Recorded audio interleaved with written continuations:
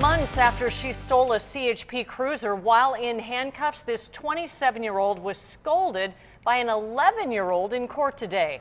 That girl's statement was read just before Cassandra Lane learned her sentence. 10 News reporter Dan Haggerty joins us new at 6 with what that little girl had to say to Lane. Dan? Yeah, and that little 11-year-old said she was so scared after the crash she had to sleep with her parents for about a month. Then that little girl got a chance to express how upset that made her before Lane was taken to prison. When Cassandra Lane walked into the courtroom, you could guess how long she's already been locked up, with her red hair being slowly taken over by a more natural look. We first met her about 5 months ago, when she stole a police cruiser and got chased from Mission Bay to Mission Valley before crashing into 3 cars and forcing police to open fire. I was kind of crying, like my tears. This 11-year-old girl was in one of those cars she hit and wrote a letter the deputy DA read in court. Man, I remember the terror and horrible feeling that went through my mind.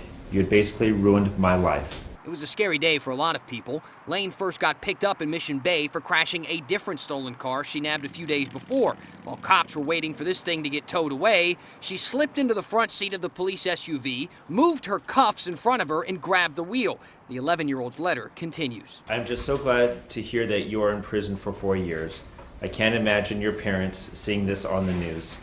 I just think you need to clean your act up. My dad is a police officer and was so mad to hear about you. Lane actually pled to 4 years and 8 months, about half of what she could have gotten after a trial. None of the other victims had anything to say in court, though the words of the littlest victim didn't leave much else to be said. I can't believe you would actually try to get away by crashing into an 11-year-old girl. Anyway, I hope you learned your lesson in prison for hurting people's lives.